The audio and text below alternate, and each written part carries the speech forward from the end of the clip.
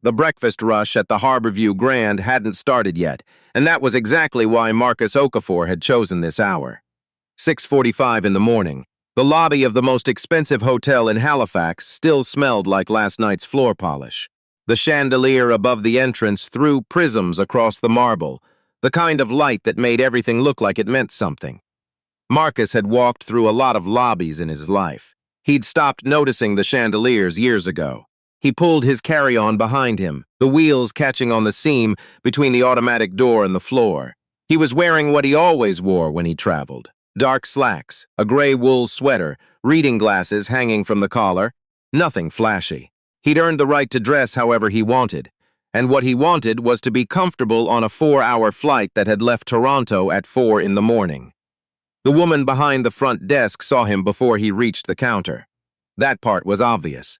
She tracked him the way certain people track certain people, not with hostility exactly, but with a particular kind of attention, the kind that calculates before it greets. Her name tag said Claire. She was maybe 26, blonde hair pulled back tight, the practiced smile of someone who'd been trained to smile. "Good morning," Marcus said. "Checking in, Okafor." Claire typed something, looked at the screen, typed again. "And do you have a reservation with us, sir?" "I do," Marcus said. "Should be under the name or under the corporate account. Okafor, Okafor. More typing. The smile stayed exactly where it was, which is how you could tell it wasn't real. A real smile moves. It reacts. Claire's was adhesive. "I'm having trouble locating it," she said. Marcus set his hand on the counter. Not aggressively, just set it there. He'd been through this before. Not at this hotel specifically, but in this moment. He knew the shape of this moment the way you know the layout of a room you've been in 100 times in the dark. "Can you try the corporate account?" he said. "Ridgeline Properties. They should have a standing reservation." Before Claire could respond, a door behind the desk opened and a man came through it. He had the build of someone who'd played hockey in his 20s and hadn't quite let go of the identity. Wide shoulders, short neck, the particular confidence of a man who'd been given authority at an age when he hadn't fully figured out what to do with it. His name tag said Regional Manager, and below that, in smaller letters, Brett Halliwell. Halliwell looked at the screen over Claire's shoulder. Then he looked at Marcus. "Can I help you?" he said, and the way he said it made clear he wasn't sure Marcus was the kind of person he wanted to help. "I'm checking in," Marcus said. "Okafor, I was just explaining to your colleague. What's the name on the reservation?" Marcus paused, just for a half second. He'd been asked this question twice in 30 seconds, and he was very tired and had not had coffee yet. And he was also 53 years old, and had been through too much of this particular kind of morning to let it become something it didn't need to become. "Marcus Okafor," he said. "The corporate account is under Ridgeline Properties. They block book 2 suites on the top floor by executive visitors. I'm an executive visitor." Halliwell's expression did something complicated. It didn't change exactly, but it rearranged itself, like a hand of cards being reshuffled while the face stays still. "I'll need to see some ID," he said. Marcus took out his wallet, Canadian passport, his corporate card, set them on the counter. Halliwell picked up the passport, held it at the angle of a man who wanted it to look like routine procedure. "Read the name out loud, not to Claire, not to Marcus, just into the air, the way people read things when they want the room to know they're reading carefully." "Marcus A. Okafor." "That's correct," Marcus said. "And you said you're here on corporate business." "I did say that." "What kind of business?" There was a woman sitting in one of the lobby chairs nearby, waiting for something, pretending to look at her phone. There was a bellhop at the far end of the desk who had gone very still. The way people go still when they're watching something they're not sure about, but don't know how to interrupt. Marcus looked at Halliwell for a moment. Just looked at him. He had the kind of face that gave nothing away when he chose to give nothing away. It came from years of boardrooms, years of being the one person at the table who understood that the most powerful thing you could do was not react when everyone expected you to react.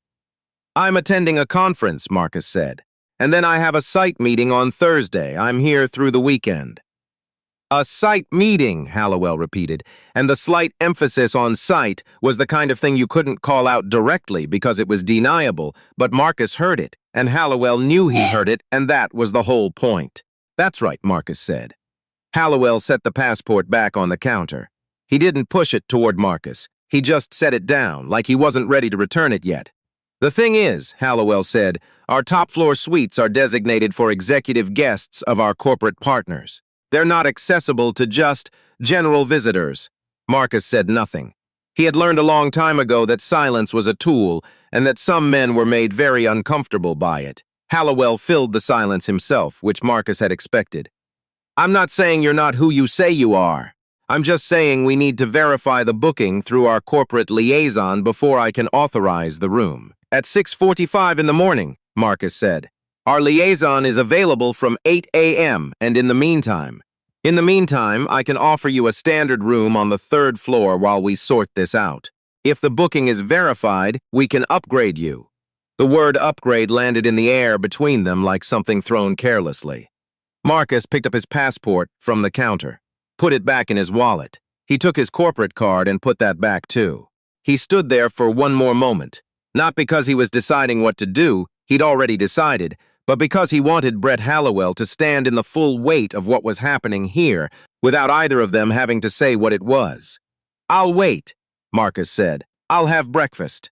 And when your liaison is available at 8, you'll call me."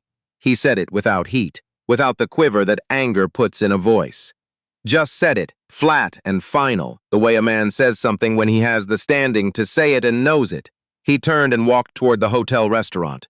The Harborview Grand's restaurant was called Meridian. It had floor-to-soiling windows overlooking the harbor, white linen tablecloths, a menu printed on heavy cardstock. At this hour it was nearly empty, a couple near the window, an older gentleman reading a physical newspaper, 2 women in business attire sharing a pot of tea. Marcus sat at a table near the window. A server came, young man, maybe 22, name tag that said Theo.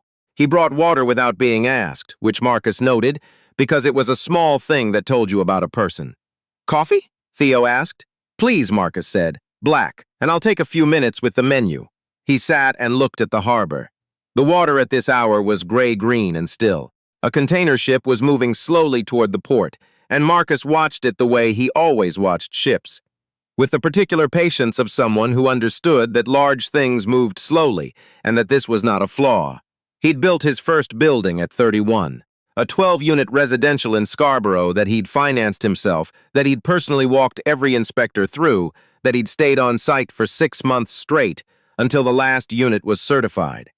That building was still standing. He knew because he drove past it sometimes. Ridgeline Properties now had 42 buildings under management across 4 provinces. Marcus had not put that number on a business card in 15 years. He didn't need to. He ordered eggs, toast, a side of smoked salmon. Theo brought the coffee and poured it carefully, the way a person pours coffee when they actually care whether it ends up in the cup. Marcus sat and ate and looked at the harbor and did not look at the time. He was halfway through his eggs when Brett Halliwell walked into the restaurant, not to apologize. That wasn't the shape of this. Halliwell walked in the way a man walks into a space he feels he controls, scanning, assessing, doing the small calculations of authority. He spotted Marcus, and the decision he made took about half a second, and then he was walking toward the table. He stopped just at the edge of it, didn't sit. "I need to let you know," Halliwell said, keeping his voice low, "that guests of Ridgeline Properties are expected to check in during standard hours. What I offered you this morning was a courtesy. The standard room is still available." Marcus set down his fork, picked up his coffee, took a sip. "Brett," he said, "first name, deliberate. You looked at my passport. You have my name. Your corporate liaison doesn't open until 8, as you told me. I'm having breakfast. Is there a problem with that?" "There's no problem with you having breakfast," Halliwell said. "I'm simply clarifying." "You're not clarifying," Marcus said, same flat tone as before. "You're doing something else." Halliwell's jaw did something tight. "I'm going to need to see your room key or confirmation of a valid reservation before you can continue using the restaurant facilities." There was a silence that stretched out longer than either of them expected. Theo, who had been refilling water glasses 3 tables away, had gone still. The 2 women in business attire had stopped talking. The man with the newspaper wasn't reading it anymore. Marcus looked at Halliwell. He looked at him the way you look at something when you've already decided not to be surprised by it. Then he reached into the inside pocket of his jacket. He'd kept the jacket on even in the warmth of the restaurant, which was a habit, and also, at this particular moment, a small piece of luck, and he took out what was there. Not his passport this time. A card. Cream-colored. Heavyweight stock. The Ridgeline Properties logo in the upper left corner. The same logo that was on the bronze plaque in the conference room upstairs. The same logo on the signage in the lobby directory. The same logo on the framed partnership certificate displayed behind the front desk of the Harborview Grand. Below the logo, Marcus A. Okafor, founder and chief executive officer, and below that, the direct line. Marcus set it on the table between them, face up. He didn't push it toward Halliwell. He just set it down. The way you set something down when you're not in a hurry, because you've been through enough of these moments to know that the truth arrives at its own pace and does not need your help getting there. Halliwell looked at the card. He read it. He read it again. The color that left his face was the kind that doesn't come back quickly. It starts at the top and moves downward, and the expression that replaces the color is not exactly one thing. It's the face of a man who has understood several things simultaneously, all of them bad for him, and hasn't yet decided which one to deal with first. From across the restaurant, there was the sound of something hitting the floor. A ceramic clatter. Not shattering, but close. Theo had set a coffee carafe down too hard on a serving station, and it had rolled, and he'd caught it, but not before it hit the edge of the tray underneath. He was staring at the card. He'd been working at the Harborview Grand for 8 months. He knew the Ridgeline Properties logo the way you know the name of the company on the building where you work. It was the company that owned 30% of this hotel. Mr. Okafor, Halliwell started. The conference I mentioned, Marcus said, begins at 10 o'clock this morning. The welcome remarks are being delivered by your hotel's general manager, who I had dinner with last Thursday in Toronto. The site meeting Thursday is for the East Wing expansion. He paused. Which Ridgeline is funding? Halliwell said nothing. There was, for a moment, nothing he could say. I'd like my suite, Marcus said. And I'd like another coffee. And I think, when you have a moment, you might want to call your general manager at whatever hour he wakes up and let him know how the morning went. He picked up his fork again, looked back out at the harbor. The container ship had reached the mouth of the port. From here, you could see how large it actually was, the scale of it obscured at distance, clear now that it had arrived. Halliwell left the restaurant. Not quickly. Men like Halliwell never left quickly when people were watching, but he left. The two women in business attire exchanged a look. One of them, a woman in her 50s with close-cut gray hair and the easy posture of someone who spent a lot of time in rooms like this, caught Marcus's eye across the restaurant. She gave him a single slow nod. He returned it. The man with the newspaper folded it, set it on the table, picked up his coffee. Theo came to the table. He refilled Marcus's cup without being asked, the way he'd brought the water at the beginning. He poured carefully. His hands were steady, but his jaw was doing something complicated. More salmon, sir, he said. I'm fine, Marcus said. Thank you, Theo. The young man looked at him. Then, very quietly, I'm sorry, this morning. You didn't do anything wrong this morning, Marcus said, but Theo stopped. Tried again. I saw the whole thing, and I should have. I don't know. Said something. Marcus looked at him. This was the part that most people didn't talk about afterward. Not what the Halliwells of the world did. Not the card, not the suite, not the reversal. The part where the person who witnessed it had to decide what to do with what they'd seen. How long have you worked here? Marcus asked. 8 months? Good at your job? Theo looked uncertain about whether this was a compliment or a question with a catch. I think so. I try to be. You brought water before I asked, Marcus said. You poured the coffee instead of leaving the pot. You used my name when you came back the second time, Mr. Okafor. Even though I hadn't corrected you when you didn't use it at first, you paid attention. Marcus picked up his cup. That's what you did this morning. You paid attention. That's not nothing. Theo nodded.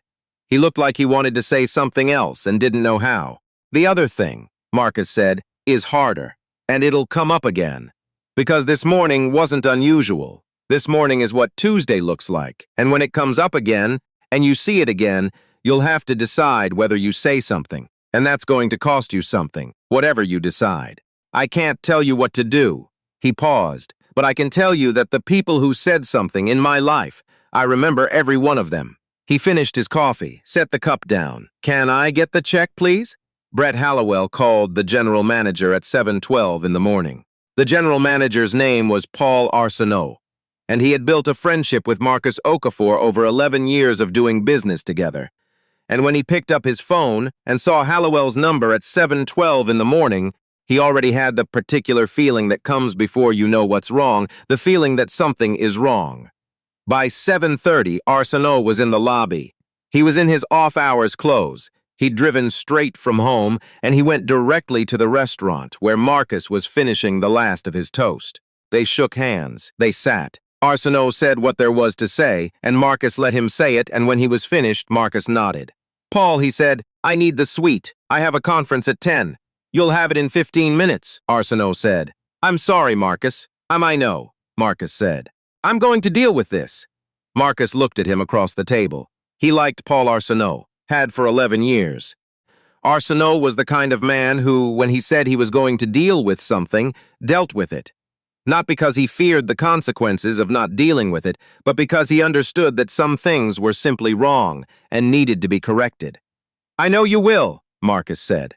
"That's why we've done business this long." He left $40 on the table for Theo. Not as a statement, not as a gesture, just $40 under the coffee cup. The way you tip someone who brought you water without being asked, and poured your coffee carefully and stood there at the end of a hard morning and told you they were sorry, even when it wasn't their fault, especially because it wasn't their fault. The suite on the 14th floor had windows on two sides. Marcus stood at the one facing the harbor and looked out at the water the way he'd been looking at it all morning. The container ship was fully in port now, docked, surrounded by the small, busy machinery of unloading.